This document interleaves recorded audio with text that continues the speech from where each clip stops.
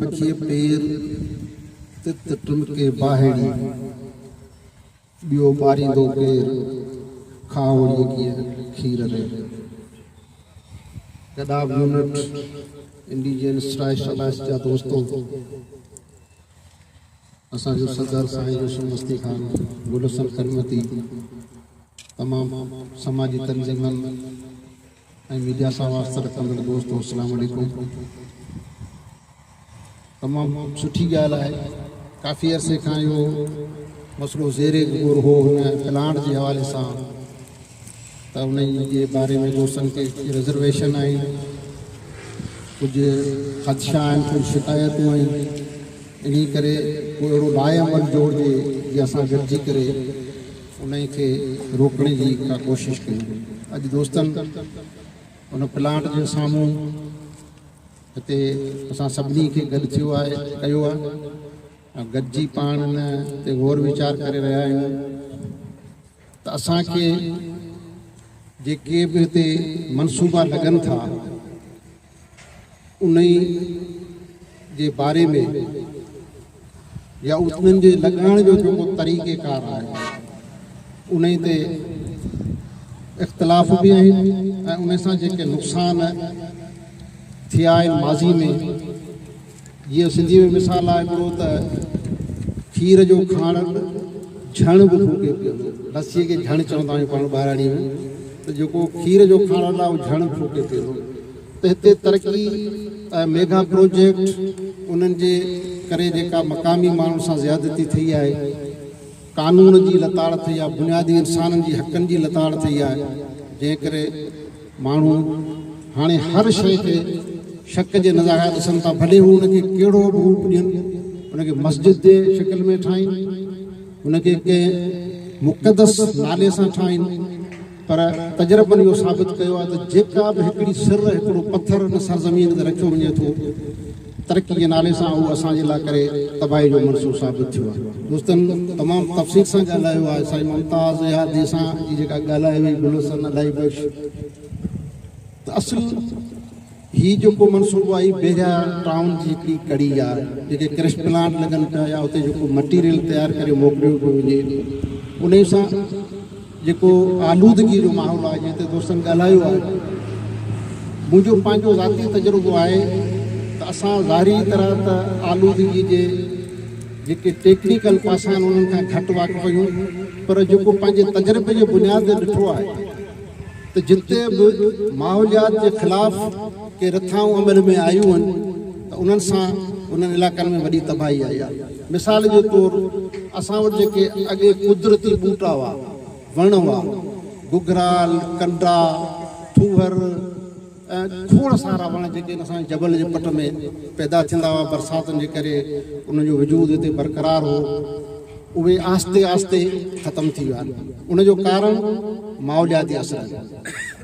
असांजो इलाइक़ो steel mill जिते ठही पोर्ट कासम ठहियो, वॾा झंग हूंदा हुआ उन ज़माने में, बारानी खेत हूंदा हुआ, पर अॼु उते देई जे वण जी बि मोरण जी गुंजाइश कान्हे, छाकाणि जो जेको आलूदगी उतां उथे थी, उते जेके प्लांट लॻियल आहिनि मुख़्तलिफ़, उन मां जेका धज़ उथे थी, धूं उथे थो, धाबे जी ताईं तव्हां ॾिसंदो त वणनि जो जेको हवा वारो पासो आहे पूरो अधु वण उन में तव्हां को पन नज़र कोन, सरफ काठियूं नज़र हुजे, पर उनजो जेको ॿियो पासो आहे जिते हवा जो असरु घटि थो थिए, धज़ घटि थी पए, उन में तव्हांखे कुझु वणनि जा पन नज़र ईंदा। तव्हां तजुर्बो करे ॾिसो, हींअर कोई ॾिसो त बिल्कुलु ईअं आहे।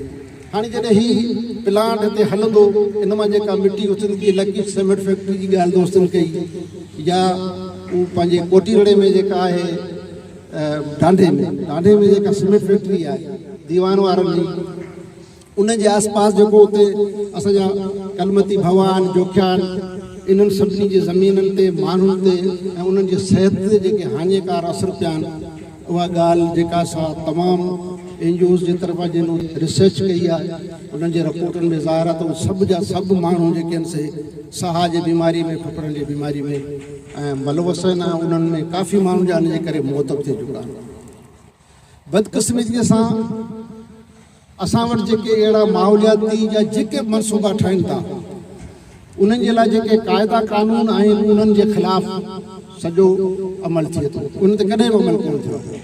दुनिया में सुधरियल माशरे में कानून माण्हुनि जे तहफ़ुज़, उन्हनि जे बुनियादी हक़नि जो तहफ़ुज़, उन्हनि जे मयार ज़िंदगी, उन्हनि जे रोज़गार ऐं माहौलियात जे असरनि खे रोकणु ऐं उन ई हवाले सां इहे कानून ठाहिया वेंदा आहिनि ऐं उन्हनि ते अमल बि थींदो आहे। पर बदकिस्मती सां असां वटि हर कानून ठाहियो ई टोड़ण लाइ वेंदो। कानून ठाहिजे पोइ उनखे तोड़जे पोइ वरी उनजो पुलिस नजाइज़ फ़ाइदो वठे त बाबा कानून टोड़ियो आहे। रेती बजरी मिसाल पाण ॾींदासीं त माज़ीअ में रेती बजरी लाइ को बि कानून कोन हो। 144 लॻाए रेती बजरी ते बंदिश विझंदा हुआ। पर 2004 में तव्हांखे यादि हूंदो, शायदि असां मां घणनि माण्हुनि खे इहा ख़बर बि न हुजे त रेती बजरी एक्ट जेको आहे इहो असेंबली मां कंहिं मंज़ूरु करायो। आउं MQM जो मुखालिफ़ आहियां, हमेशह रहियो आहियां, सरे आम रहियो आहियां। पर इहो कानून, इहो बिल जेको आहे सो सैयद सरदार अहमद जेको MQM जो लीडर आहे इन पेश कयो, इन असेंबली खां मंज़ूरु करायो। मूंखे यादि आहे साईं काइम अली शाह अपोज़िशन जो लीडर उन सख़्तु मुखालफ़त कई इन बिल जी। उन ई करे जो उन टाइम ते हिकिड़ो फुल पोटो एस जो जेको साईं जे ॻोठ जो माण्हू हो उहो गडाब थाणे ते एस जो पोइ उहो पकड़ियो, उन खिलाफ़ वॾा स्कैंडल थिया। त असां वटि जीअं त गुलसन बि ॻाल्हि कई त हीअ सभु कम जेके असीं पिया कयूं इहे असांजे नुमाइंदनि जे फ़राइज़ में शामिलु आहिनि ऐं असांजे बि फ़राइज़ में शामिलु आहिनि।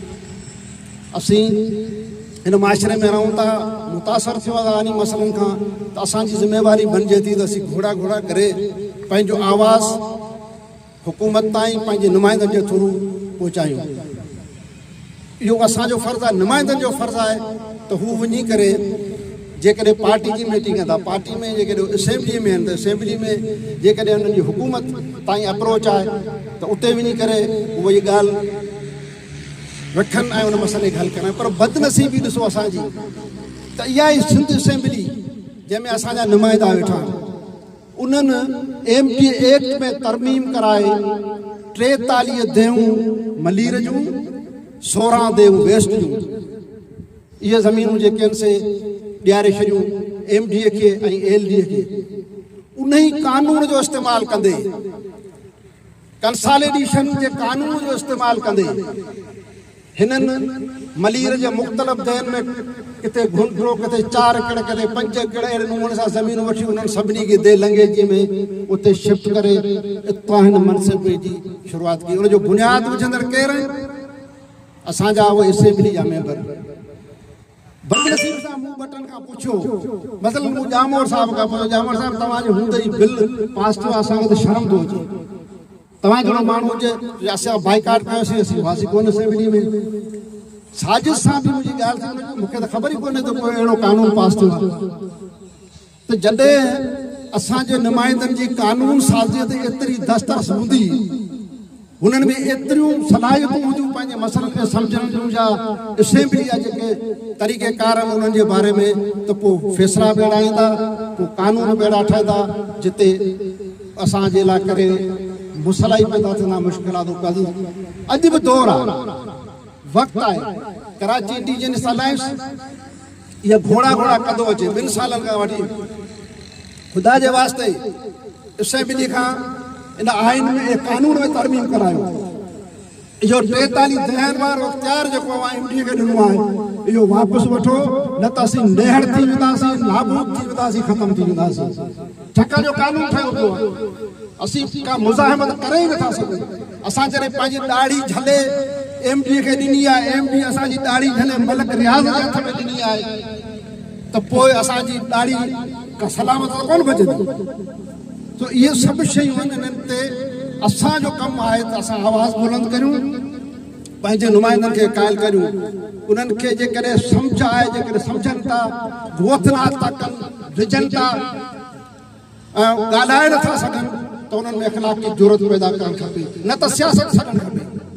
जेकॾहिं असीं भला सुभाणे इलेक्शन थींदी, वोट वठी असेंबली में वेंदासीं, हींअर बि त वेठा आहियूं असेंबली में, त पोइ असां हींअर ई माण्हुनि जा मसइला हल करे ॾेखारियूं।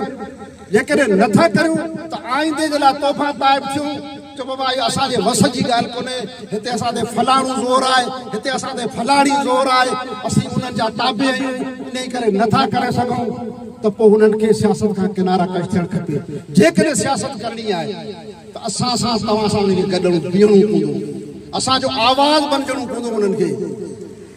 जे न त असां शायदि कुझु न करे सघूं पर तारीख़ उन्हनि खे न बख़्श करे।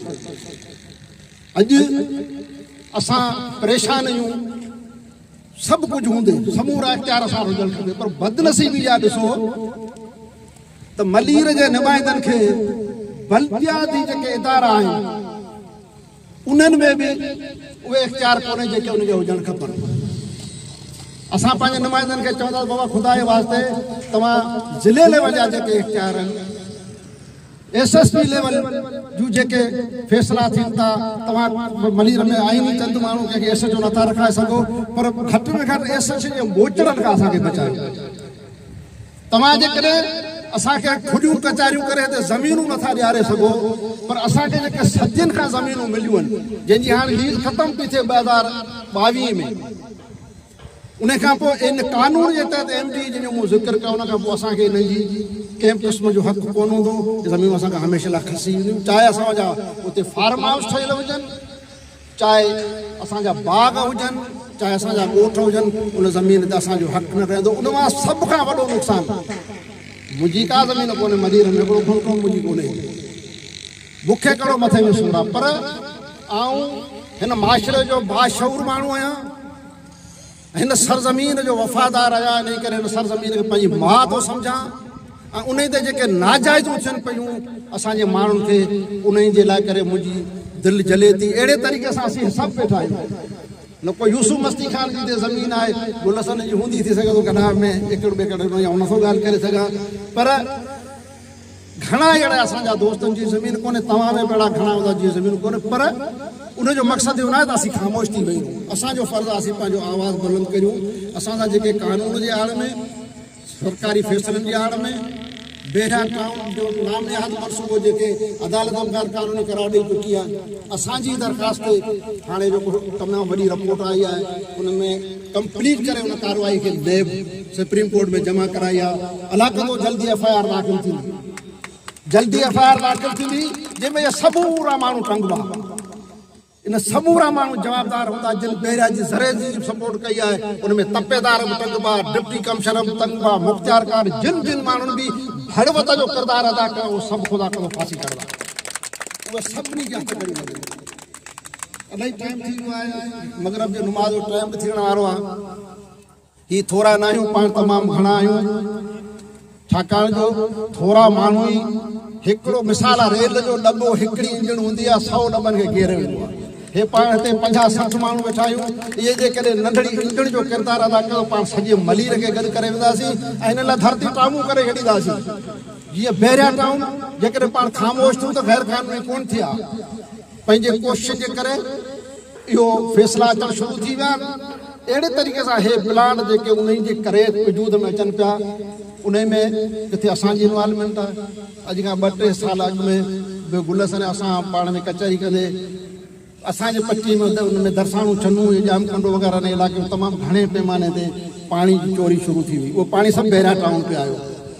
उन खां पोइ 19 साल बैरिया खे कनेक्शन बि मिलियो पाणी जो। उन खां सवाइ उन जा जेके उते बोर आहिनि जिन जे ज़रिए उहो पाणी खणे थो, इहो सॼो साल 2 सालनि खां पोइ सॼो असांजो इलाइक़ो जेको ज़ेरे ज़मीन थोरो घणो पाणी आहे, जे लाइ हिते अरबूं रुपया ख़र्च थिया। डिस्ट्रिक्ट काउंसिल जा पैसा ख़र्च थिया, यूनियन काउंसिल जा पैसा ख़र्च थिया, एरीगेशन जे थ्रू ते जेके डैम ठहिया सभिनी नदियुनि नालनि ते, इन्हनि जो असांखे को फ़ाइदो कोन पवंदो जहिड़े तरीक़े सां हीउ पाणी जो बेदर्दी सां इस्तेमालु थिए थो। ॿी ॻाल्हि त K4 मनसूबो जेको कराची में पाणी जी शार्टेज जे करे बैन अल-अक़वामी माहिदनि जे तहत वजूद में आंदो वियो त कराची खे पाणी ॾियूं। कराची में पाणी जी खोट आहे, डिफेंस में पाणी कोन्हे, पर सॼी कराची में पाणी कोन्हे, बिजली कोन्हे, गैस कोन्हे। कराची जो माण्हू दरबदर ऐं तबाही जे किनारे ते माहौलियाती आलूदगी त मूं ॻाल्हायो कोन, त तमामु वॾो मसइलो आहे। सॼो समुंड असांजो गदिलो थी वियो आहे। K4 मनसूबो जंहिंखे 1200 क्यूसेक पाणी डेली बेस ते जेको हिन खे ॾियणो आहे, उहो ठटे जो पाणी आहे जेको तव्हांखे हिते कराची में मिलंदो। उहो पाणी कराची जे माण्हुनि खे मिलणु खपे, ॻोठनि खे मिलणु खपे, जंहिंजे लाइ करे हमेशह वाटर बोर्ड जी पाबंदी आहे, उते उनखे कनेक्शन नथा ॾियनि, पर उनखे टन ॾेई बैरिया टाउन में खणी पिया अचनि। रुगो हिकिड़े सरमायादार जे हिकिड़ो हुकूमत जे एजेंट जे माण्हू जेको आहे उनखे फ़ाइदो ॾियणु उनजे मनसूबे खे गैर क़ानूनी मनसूबे खे सपोर्ट करण लाइ इहे सभु मामला थियनि था। इन्हनि सभिनी जी पाण खे मुखालफ़त करणी आहे। इन करे न त हे मनसूबो हुन मां असीं मुस्तफ़ीद कोन पिया थियूं, इन करे असां ग़ुलाम पिया थियूं हुन मनसूबे जे करे। असांखे जेको हिते नुमाइंदगी जो हक़ आहे उहो खसिजी वेंदो। ज़मीनूं हुयूं वेयूं, ॻोठ विया, पाणी बंदि थींदो, सुभाणे असीं कहिड़ी पोज़ीशन में हूंदासीं इहो असीं तव्हां आसानी सां सम्झी सघूं था। त अचो त गॾु थी हिक ॿिए जा हथ मज़बूत करियूं, अचो असांजी अॻुवाणी करियो। साईं मुमताज़ ॾाढी सुठी ॻाल्हि कई। अहिड़े तरीक़े सां सभिनी नौजवाननि खे, सभिनी बाशऊर माण्हुनि खे इहो गुज़ारिश कंदो त मसलतनि खां ख़ुदा जे वास्ते ॿाहिरि न करो। जेकॾहिं मसलतनि में असां पंहिंजो वक़्तु विञायोसीं त पोइ तारीख़ असांखे माफ़ न कंदी। हीउ वक़्तु आहे, असीं सही फ़ैसिला करे ऐं असां जेकॾहिं पंहिंजे माण्हू सां गॾु बीहंदासीं त असीं पंहिंजी धरती बचाईंदासीं, असीं पंहिंजे माण्हू खां बचा। पर जेकॾहिं असां वरी मुनाफ़िक़ी अदा मुंहिंजे पुट खे नौकिरी कोन्हे, जेकॾहिं कंदो ज़रा MP कावड़ जी वेंदो, MNA कावड़ जी वेंदो, नौकिरी कोन मिलंदी, ऐं तव्हांजो फिटी जे पासे जीअं असांखे मुंहुं वञी चवंदा अवां वरी कहिड़ो जेको हमाइश आयो तबाही जे पासे, जेके अवां जो टोलो आहे ईअं ई आहे। तो अहिड़ी सोच खे ख़तमु करियो, सच जो साथ ॾियो, सच जो साथ ॾियो। माण्हू तव्हांजे पुठियां लॻंदा, इंशा अल्लाह ताला पाण इन मुसीबतनि खे रोकण में कामयाबु थींदासीं ऐं पंहिंजो दोस्तनि में, संगतनि में, माण्हुनि में इज़ाफ़ो थींदो, पंहिंजो ताक़त में इज़ाफ़ो थींदो। अॼु पाण हिते हेतिरा गॾु आहियूं हिकिड़े प्लाट जे करे, पर अहिड़ा जे 10 प्लाट आहिनि त हिन खां 10 माण्हू गॾु करे सघूं था। अहिड़े तरीक़े सां सॼो मलीर गॾु थी सघे थो। सर्व मुर्सी करण जी मसलत खां हटी करे जेके ज़ाती मुफ़ाद आहिनि उनखे छॾे करे क़ौमी मुफ़ादनि जे तरफ़ अचूं त असीं पंहिंजो मलीर बचाए वेंदासीं। महिरबानी।